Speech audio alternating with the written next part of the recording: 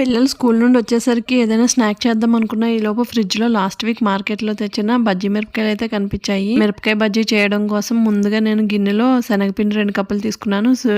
రుచికి సరిపడా కారం, సాల్ట్ తీసుకున్నాను. వాము అయితే బాగా చేతితో నలుపుకొని వేసుకుంటే మంచి ఫ్లేవర్ అనేది వస్తుంది.